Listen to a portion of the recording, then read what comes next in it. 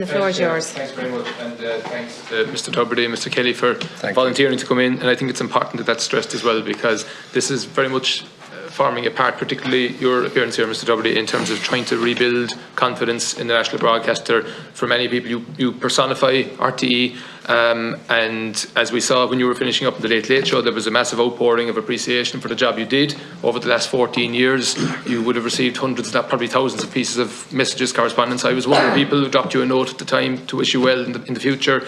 But people looking in now, that confidence has been rattled. Yes. So today's hearing is very important in terms of establishing the facts, and that's what we're trying to do here. Yes. No one's out to get anyone, but we want to establish the true facts for the people of this country. So to get a little bit further along the road, Mr. Kelly, I want to know more about the type of relationship that you have and have had with RTE executives over the past number of years. How would you describe it? Would it be healthy? Would it be... It would always be healthy, and it would always be frank. It's RTE's job to get the best deal they can.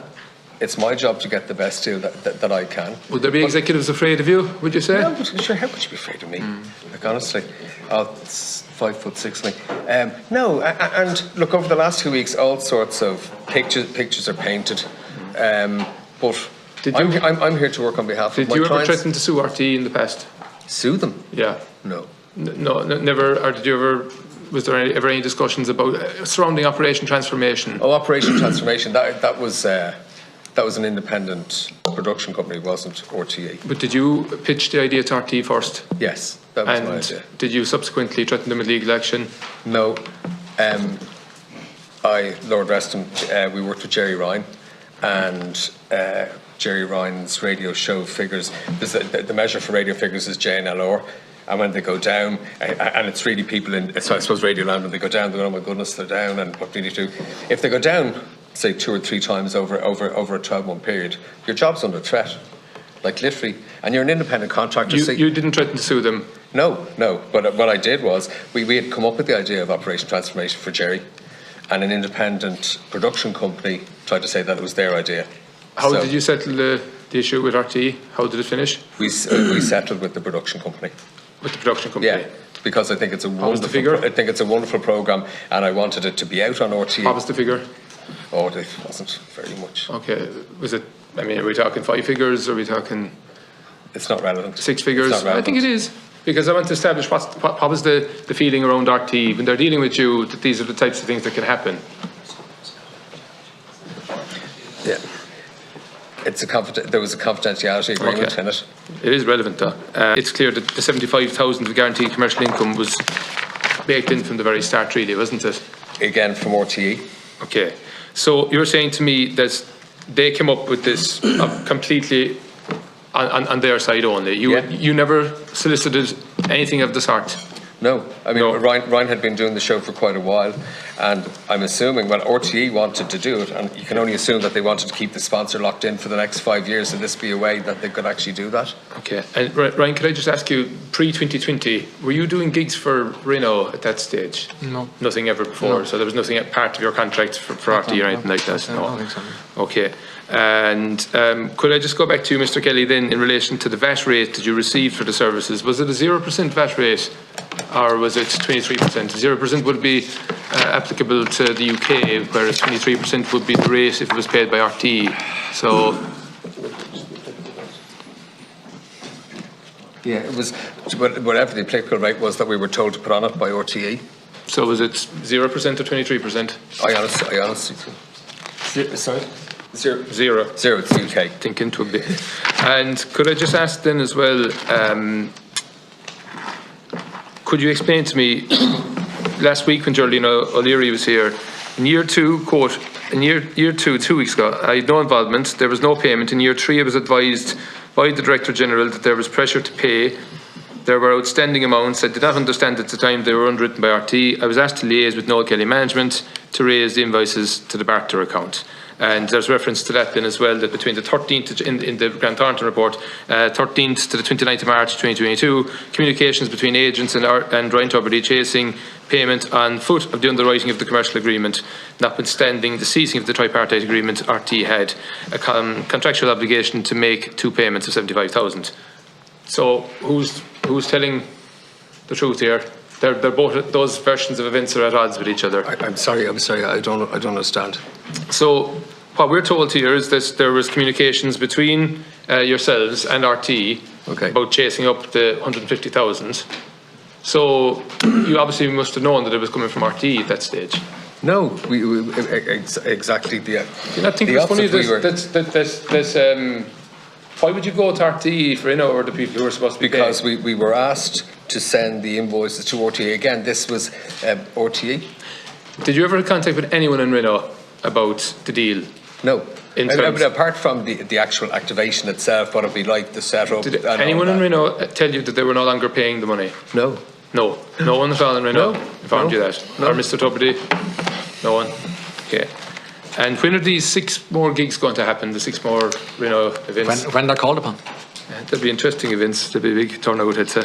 Well, if they're not called upon, obviously money gets handed back. Would you provide copies of correspondence in that period, January to March 2022, of correspondence you had in terms of chasing up those invoices?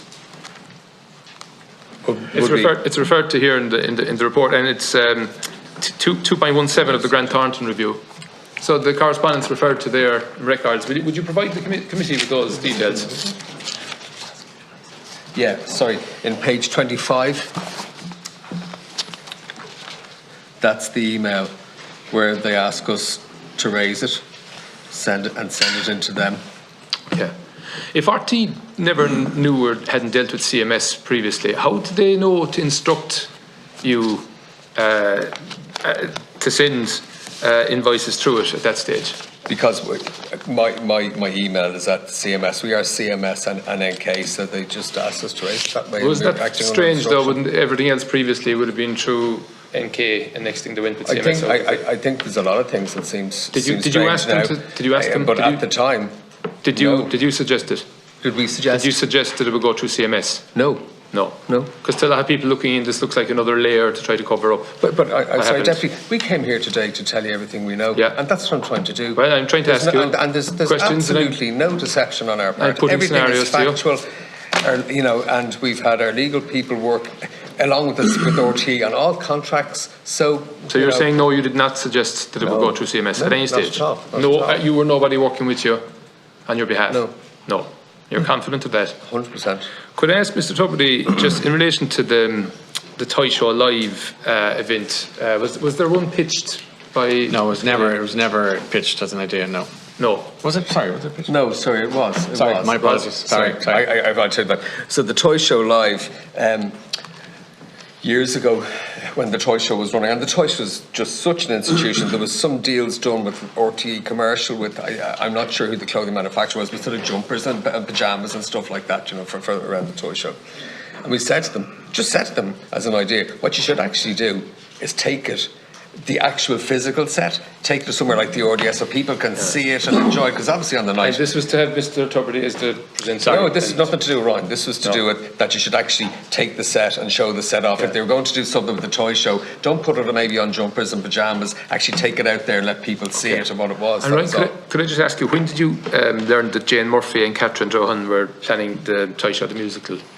Probably at the early stages, they would have told me that they were planning this. Okay, and did you have a dispute with them about this because of the Toy Show Live event? No, the Toy Show Live never came to anything. This is the whole point, that the musical was a totally separate entity, and they decided they came up with a very ambitious thing to do, and given the nature of my job, there was no way I was going to be in a position to get involved, so you didn't have any dispute with them about it, or there was friction? I would have thought, that this was a big ambitious project and another way to maybe. I don't recall. I listen a lot to RT Radio. I don't recall a massive promotion on your part of Toy Show the musical. Well, that's because the ads did the talking. There were plenty of them. But you didn't have any guests on talking about it at any stage on the show? There were multiple mentions, if I'm not mistaken, on the Late Late Show. Yes, sure. On the radio show? I can't recall, but it wasn't done out of any badness. Were you asked at any point to promote it in reviews? Did that happen? No, I don't think I would be that. I would be. Or were reluctant. I can understand maybe why you might be reluctant to get involved with the brand, because it looked like it was It was... No, I wish. At any time I was asked about the musical, I always wished them well. I had no ill will towards it. Okay. Noel Kelly, could I just ask you again there, in relation to the Late Late Show, and look, it's a very... I mean, it has hundreds of thousands of viewers. It's can be a very lucrative slot if you get an appearance there for someone who's launching a book or a film or whatever. What is your role there in terms of influencing guest appearances on the Late Late Show? None. None whatsoever? None, sure. That's all editorial. Yeah. Do you have any influence on that, though? I mean, have you ever in the past asked to get someone on the Late Late Show? No. Sure. Apart from Ryan. Apart from Ryan, anyone else? Any of your clients? Have you ever?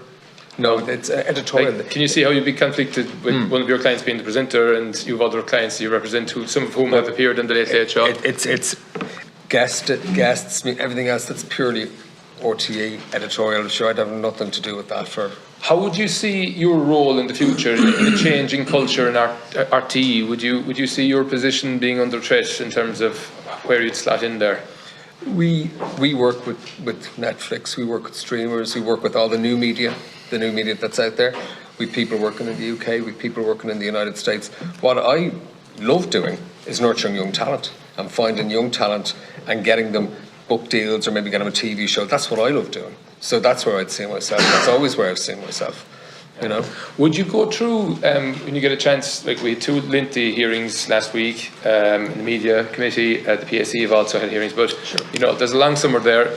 I think it would be helpful if any other mistruths that you allege that the RTE executives or board members may have conveyed to the committees in the last number of weeks. Would you bring those to our attention? I think it would be important as a committee that would happen. In relation to mistruths, I'm not here in relation to what other people felt, see or saw. We're just in relation here to what we knew, what was contracted, what we had agreed, and all I can talk about is all that I know. And not what other people said or do or think, and certainly after the last 2 weeks, if I was there's nothing else that you're aware of. Deputy Griffin, it's the last question. Yeah, so there's nothing else that was said last week that you're aware was untrue that you haven't told us about today. That I'm aware of. I said no, that I'm aware of, no. Okay. If I may say so, thank you for the letter you sent, albeit after the event, and I hope that I can regain the trust of your family and people around your constituency, because that's my job. It's a key part of rebuilding. No, I know that, but I just want to say thank you. I'm going to just conclude because I have to move on to the and the income base is seriously in jeopardy. This I understand. Thank you. Senator Ward.